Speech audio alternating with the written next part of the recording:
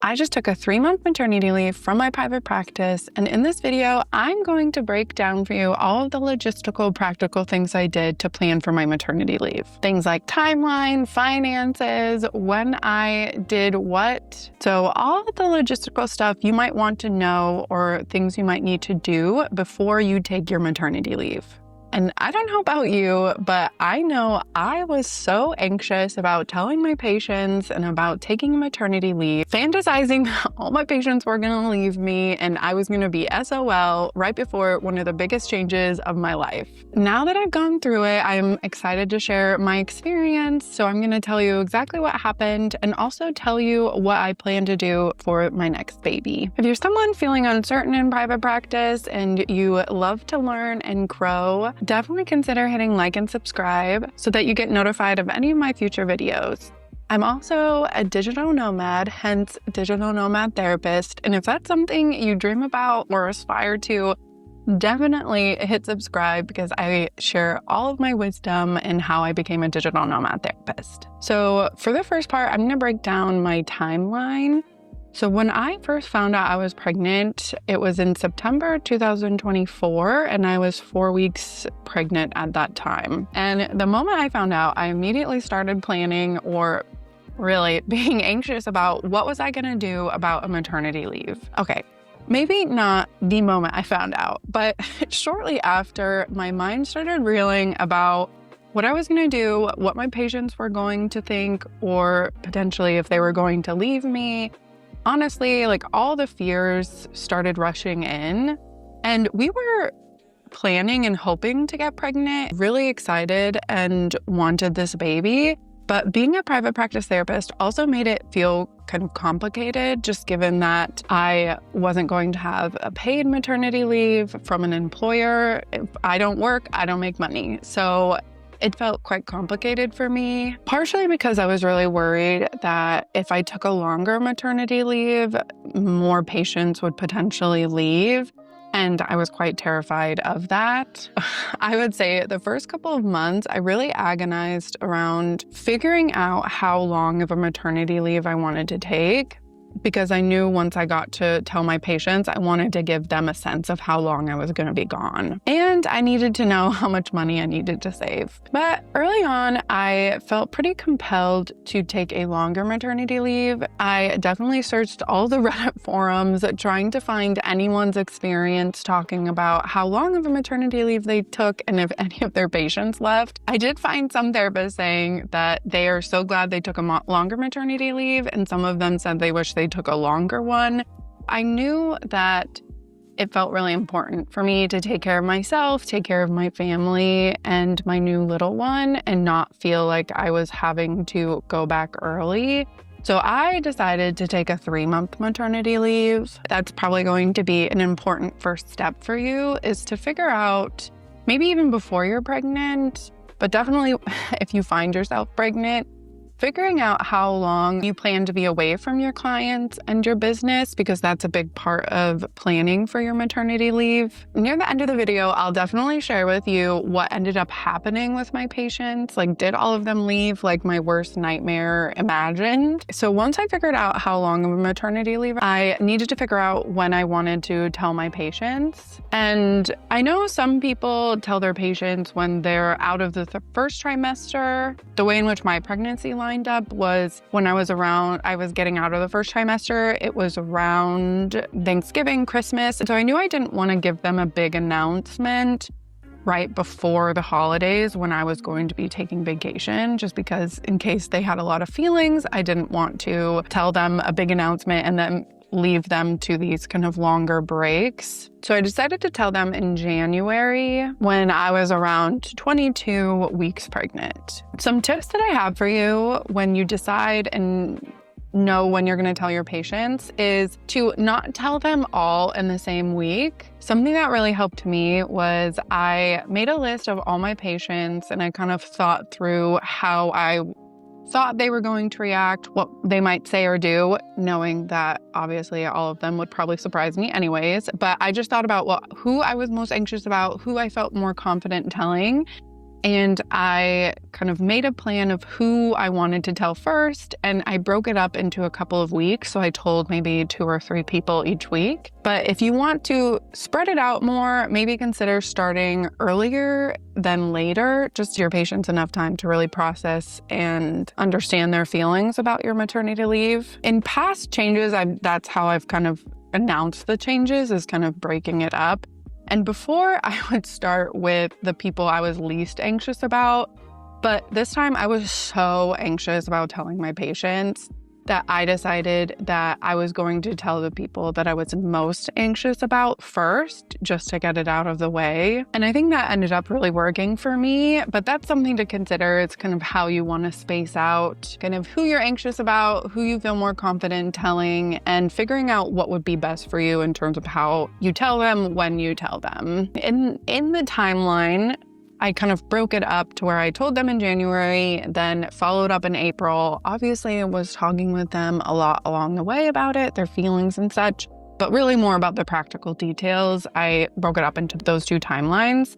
And I let them know kind of a sense of when they could hear from me, which I told them July 21st, which was 2 weeks before I decided to come back from maternity leave. I was really worried about telling them so early on because my fear was that if all of them left, or if a majority of them left before I left on maternity leave, then I was going to be in a lot of trouble because I was really obviously relying on those sessions for my income before maternity leave, and also was still trying to save money for it. I really struggled in trying to figure out when I wanted to tell them, but I definitely recommend to give you and your patients more time to prepare for your maternity leave, because it is a really big deal. It is a big break. They are going to have feelings about it. Allowing you and them more time to understand those feelings and more time for those feelings to emerge, I think the better off you're going to be in terms of who stays and goes. Because I think clients,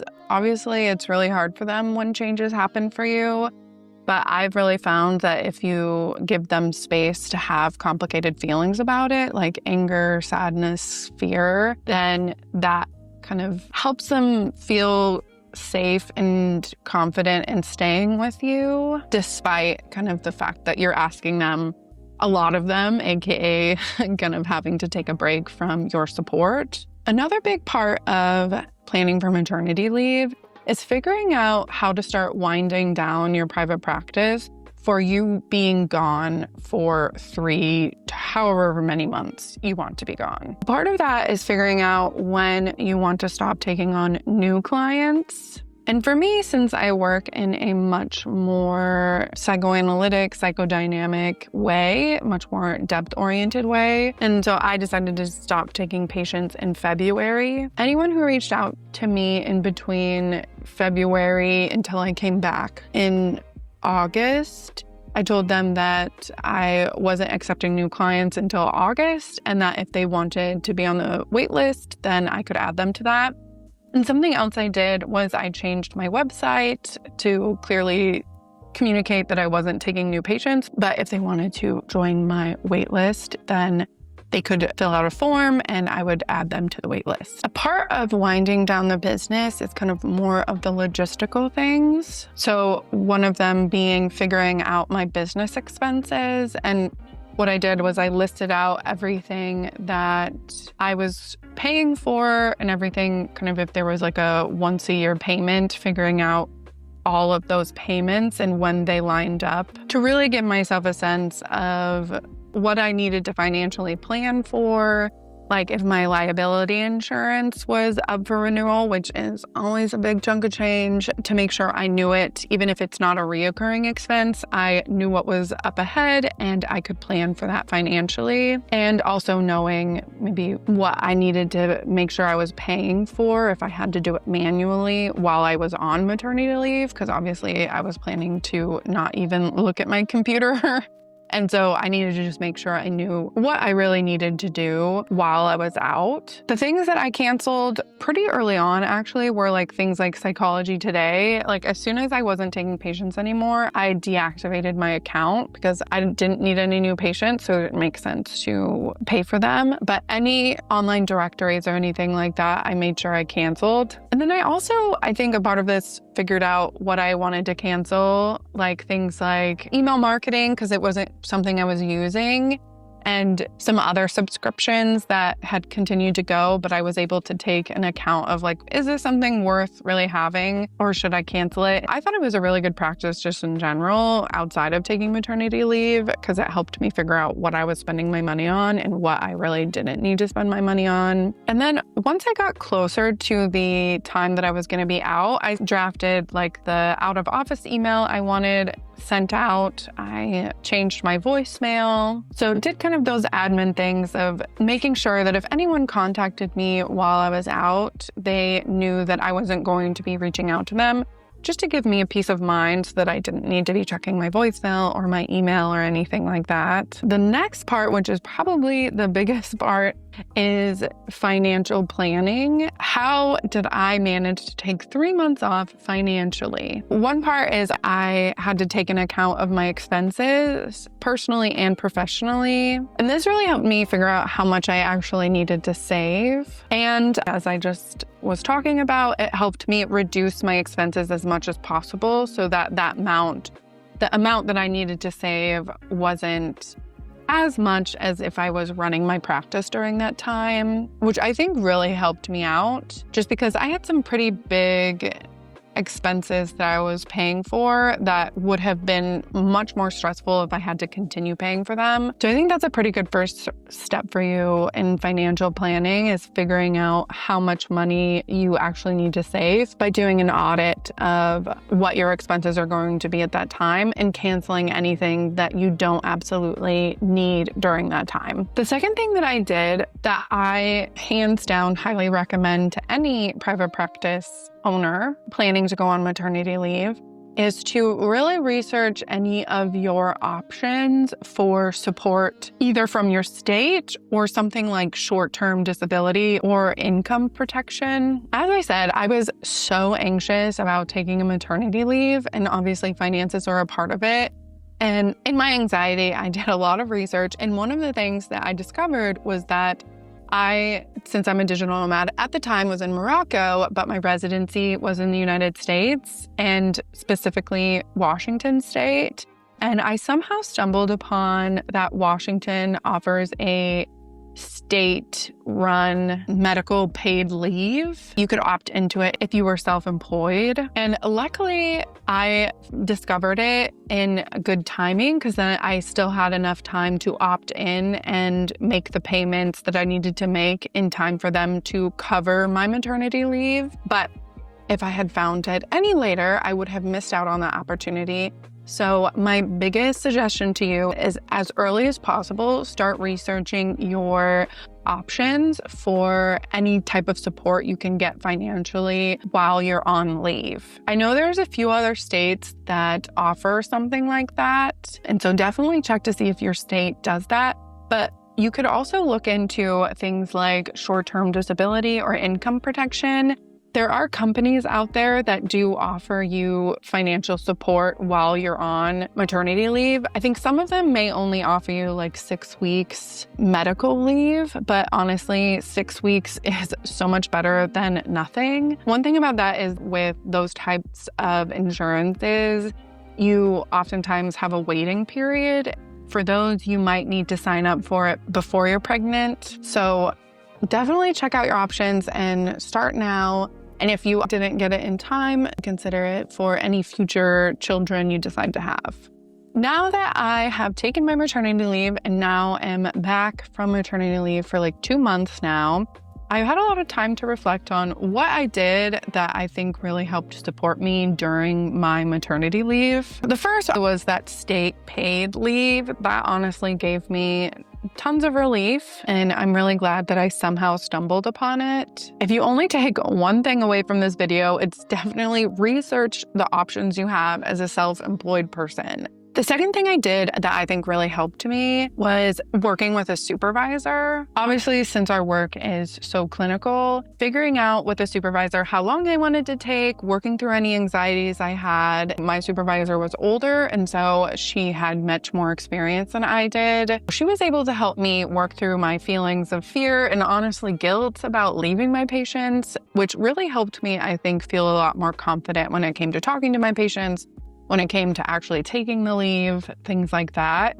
So I would highly recommend, especially if you're someone who is more anxious or you have some complicated patients, to sign up with a supervisor and have them help you kind of figure out all those details. The last thing that I am glad that I did was that since I was so worried about coming back and not having patients, or not really knowing who was going to come back, was I going to lose some of my patients while I was gone, I decided to take a financial investment in investing in SEO.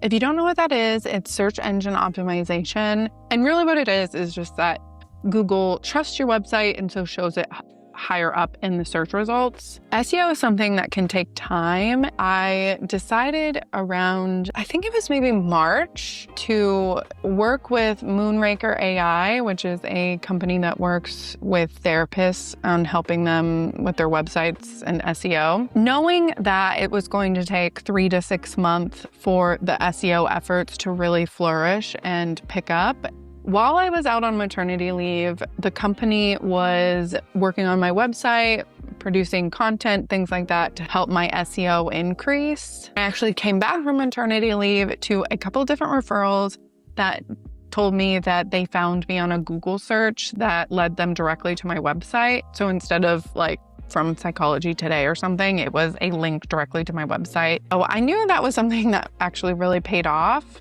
If you're someone who's also really anxious about that, it could be worth looking into what type of things you can do to work on marketing while you're out. Obviously, things that you don't have to do. But this just made it so that when I came back, I wasn't starting from scratch again. It was something that was working for me while I was out. As I told you at the beginning of the video, I was going to tell you what actually happened.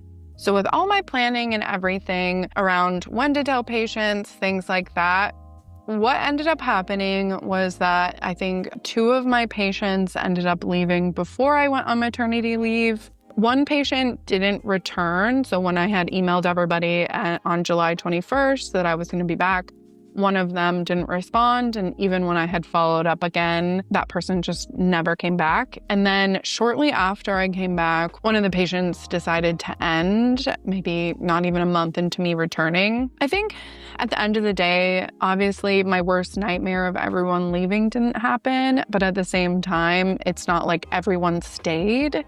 I know some therapists will say that most people will come back or everyone came back. And that wasn't my case. Obviously a good majority of them stayed, but I think I was seeing around 15 to 16 sessions a week before maternity leave and then returning with all of the people who left. I think I'm at 10 or 11, and that is obviously with new clients. I think I've had 3 to 4 new clients since I came back. So I had a pretty big dip in my retention, which I think was really hard, and I had to kind of process a lot of sadness about those patients leaving. But at the end of the day, not everybody left like my worst nightmare. And thankfully, because I had set up that SEO before I was out, I kind of quickly was able to make up some of that. And I think another thing to consider too is that when you come back from maternity leave, it's a pretty big adjustment from going from not working and fully caring for your baby to all of a sudden needing to care for your baby and your patients.